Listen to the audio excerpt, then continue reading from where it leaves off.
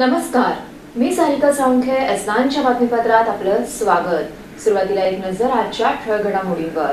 कळव्यात रेल्वेचा विद्युत पुरवठा खंडित झाल्याने सकाळच्या सुमारास मध्य रेल्वे सेवा झाली विस्कळीत. प्रवाशांचे झाले नाहक हाल. तर किसननगरमध्ये अवर विजनच्या वतीने मालवणी महोत्सवाचे भव्य आयोजन. कळवा रेल्वे स्थानकात विद्युत पुरवठा सेवेत तांत्रिक बिघाड झाल्याने सकाळी मध्य रेल्वेची वाहतूक विस्कळीत झाल्याने चाकरमान्यांचे चांगलेच हाल झाले. कळवा रेल्वे स्थानकात सकाळी 10च्या सुमारास ओव्हरहेड वायरमधील विद्युत पुरवठा खंडित झाल्याने रेल्वे सेवा ही विस्कळीत झाली होती. त्यामुळे सकाळी चाकरमान्यांचे चांगलेच हाल झाले. सकाळी ऑफिसला जाण्याच्या वेळेत तांत्रिक बिघाड झाल्याने रेल्वे सेवा विस्कळीत झाली. त्यामुळे ठाणे आणि कळवा रेल्वे स्थानकादरम्यान रेल्वेने थांबा घेतल्याने बहुतेक प्रवाशांनी रेल्वेतून उतरून रुळातून पुढे जाणे पसंत केले. त्यामुळे सकाळी रेल्वे प्रवासी सकाळी मोठ्या संख्येने रेल्वे ट्रॅकमधून चालत येत असल्याचे पाहावयास मिळाले. तर रेल्वे स्थानकात कित्येक प्रवासी ही रेल्वेची वाट पाहत ताटकळत उभे राहिले होते. एकंदरच सकाळच्या वेळी मध्य रेल्वे सेवा विस्कळीत झाल्याने प्रवाशांचे चांगलेच हाल झाले. सारिका साळुंखे, एसनान न्यूज, ठाणे. ठाणे महानगरपालिकेतील घनकचरा विभागातील लाखोंचा भ्रष्टाचार करणाऱ्या अधिकाऱ्यांची सीबीआय चौकशी व्हावी अशी नगरसेविका महेश्वरी तरे यांची मागणी. ठाणे महानगरपालिकेतील घनकचरा विभागात ठेकेदारांच्या मनमानी कारभारामुळे कित्येक कर्मचाऱ्यांच्या नोकरीवर गदा आली असून गेल्या 4 महिन्यापासून त्यांना कामावरून कमी करण्यात आले. ठेकेदार आणि घनकचरा विभागातील काही वरिष्ठ अधिकाऱ्यांच्या संगनमताने लाखो रुपयांचा भ्रष्टाचार देखील येथे होत असल्याची बाब समोर आली आहे.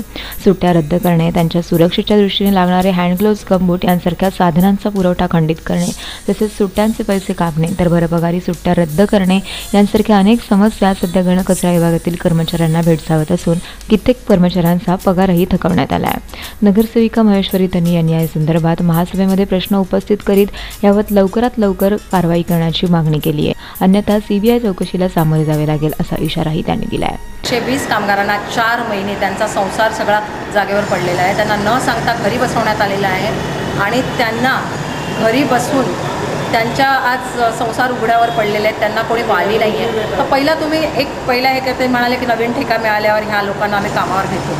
तर त्यांना तसं न करता आता जिथे तुम्ही प्रायव्हेट डंपर लावले त्याच्यावर त्या लोकांना कामावर घ्या, जेणेकरून त्यांचा महिन्याचा पगार मिळेल. माझी एक साधी मागणी आहे की ही सामान्य लोक आहेत, त्यांना वाचा फुटणारा इथे कोणी नाही आहे. तर मी त्यांची एक वाचा लोकप्रतिनिधी म्हणून मांडलेली आहे. तर ह्या भ्रष्टाचाराचे निश्चितपणे प्रकाश बोरसे होते उपायुक्त, त्यांनी देखील हा घोटाळा केलेला आहे. हळदेकर अधिनियम 5 प्रमाणे एका खात्यात कुठलाही अधिकारी 3 वर्षाच्या वर राहू शकत नाही. पण आज हे 2007 पासून घनकचरा विभागात बसलेले आहेत आणि मेन मला वाटते ह्या सगळ्या भ्रष्टाचाराला ते कारणीभूत आहे. त्याच्याकडनं तो काढण्यात यावा आणि ह्या जे 120 कर्मचारी आहेत त्यांना न्याय मिळावा ह्या अपेक्षेने हे मागणी केली. सारिका साळुंखे, एसनान न्यूज, ठाणे. एसनानच्या बातमीपत्रात वेळ जाईल विश्रांतीची.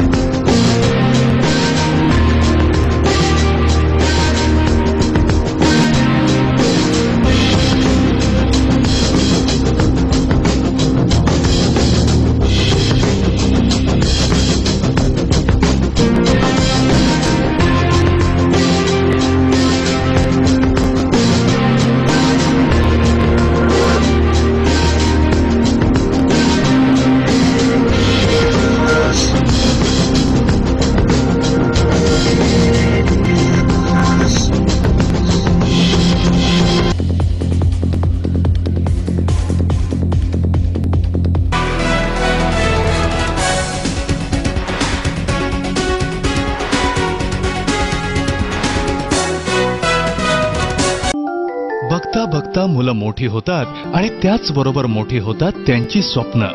त्यांच्या ह्या स्वप्नांची, भविष्याची आणि सुखद आयुष्याची जबाबदारी TJSBची. उज्ज्वल भविष्य हा तुमचा हक्क आणि अर्थातच TJSBचं कर्तव्य. मीटिंगवर मीटिंग करतानाही होतील पे सगळे बिल्स. बायको सोबत शॉपिंगला घ्या बॅलन्स चेक करायचा थ्रिल. मित्रांबरोबर पार्टी करताना घ्या फंड ट्रान्सफरचा फील. किचन मधूनही करेल आई तिचा मोबाईल रिफिल. सर्व काही होईल शक्य जर असेल हाती TJSB मोबाईल बँकिंग. मीटिंग वर मीटिंग्स करतानाही होतील पे सगळे बिल्स. बायको सोबत शॉपिंगला घ्या बॅलन्स चेक करायचा थ्रिल. मित्रांबरोबर पार्टी करताना घ्या फंड ट्रान्सफरचा फील. किचन मधूनही करेल आई तिचा मोबाईल रिफिल. सर्व काही होईल शक्य जर असेल हाती TJSB मोबाईल बँकिंग. ठाणे महानगरपालिका हद्दीत घर घेताय का? मग ते अनधिकृत तर नाही ना, याची खातर जमा करा. अनधिकृत घर घेणं हा विकणाऱ्यासोबत विकत घेणारा देखील तितकाच दोषी असतो.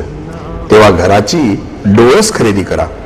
आपली कुठे फसवणूक तर होत नाही ना, यासाठी ठाणे महानगरपालिका मुख्यालयातील 4थ्या मजल्यावरील बांधकाम विभागात घराचा सर्वे नंबर, टिक्का नंबर याची खातर जमा करा.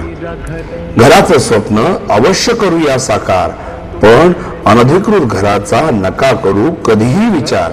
अधिकृत घर म्हणजे उद्याची देखील निश्चिंती. अनधिकृत घराचे दार म्हणजे डोक्यावर कधीही तोडण्याची टांगती तलवार. जगणं तुमचं होऊ दे सुरेल गाणं, स्वच्छ सुंदर आणि अधिकृत घरांचं हसरं ठाणं.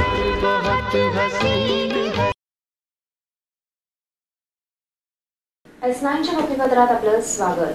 सुनहरी सिंध या सिंधी सांस्कृतिक महोत्सवातून ठाणेकरांना सिंधू संस्कृती आणि परंपरेचा मिळणार आस्वाद घ्यायला. संगीत कला, हस्तकला आणि खाद्यप्रेमी नागरिकांना लवकरच आता सिंधी संस्कृतीचा अनुभव सुनहरी सिंध या महोत्सवातून अनुभवता येणार आहे.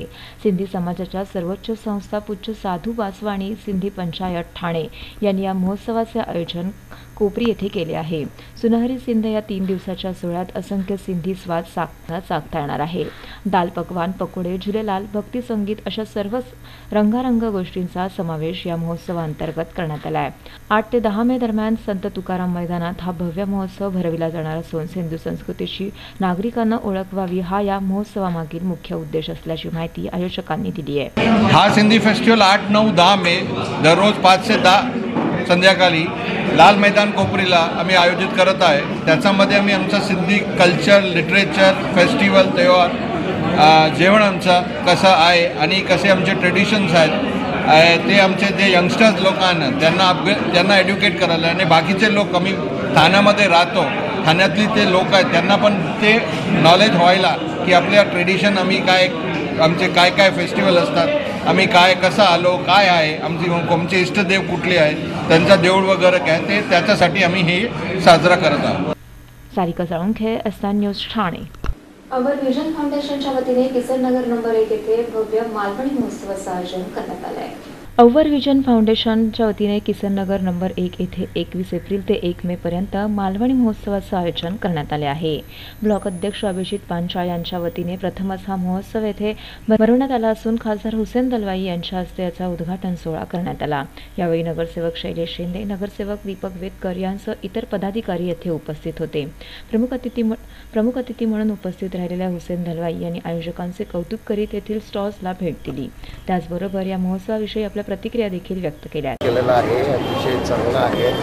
त्याच्या निमित्तानं सर्व लोक एकत्र येतात आणि विशेषतः ज्या वस्तू केल्या जातात त्यातील महिला ज्या वस्तू करतात त्याला बाजारपेठ उपलब्ध करून देण्याचं काम या निमित्तानं होतं. कोकणातील मेवा नागरिकांना सहजरित्या येथे उपलब्ध व्हावा याकरिता या महोत्सवाचे आयोजन करण्यात आले असल्याची माहिती आयोजक अभिजित पांचाळ यांनी दिली आहे. हा कोकणी मालवणी महोत्सव जो आहे हा वागळे पूर्व प्रभागामध्ये आम्ही पहिल्यांदा भरवत आहे. इतक्या वर्षापासून एक मनामध्ये एक हे होतं की अशा प्रकारचा कार्यक्रम वागळे पूर्वामध्ये करावा आणि म्हणून आम्हाला जसा चान्स भेटला, डेट्स भेटले तसे आम्ही हा कार्यक्रम इथे घेतला आहे. खास करून हे बघितलं आहे की जे कोकणातील जे पदार्थ आहेत जे तिथे त्यांना खप नाही आहे तो इथे त्यांना एक बाजारपेठ मिळावी, त्यांना बाजारभाव मिळून द्यावा आणि या उद्देशातून आम्ही कन्सन्ट्रेट केलं आहे की कोकणातील पदार्थ इथे जास्तीत जास्त प्रमाणात मिळाले पाहिजे. तसेच मसाले, लोणची, तळलेले मासे, खारवलेली मच्छी तसेच महिला बचत गटांनी विविध वस्तूंचे स्टॉल्स येथे उभारले आहेत. तर नागरिकांनी आवर्जून या महोत्सवामध्ये सहभागी व्हावे असे आवाहन आयोजकांनी केले. Sarika Salunkhe, S9 news Thane. शेवटी पुन्हा एक नजर आजच्या ठळक घडामोडींवर. कळव्यात रेल्वेचा विद्युत पुरवठा खंडित झाल्याने सकाळच्या सुमारास मध्य रेल्वे सेवा झाली विस्कळीत, तर प्रवाशांचे झाले नाहक हाल. तर किसननगरमध्ये अवर विजनच्या वतीने मालवणी महोत्सवाचे भव्य आयोजन. S9च्या बातमीपत्रात इथे थांबू. तोपर्यंत नमस्कार.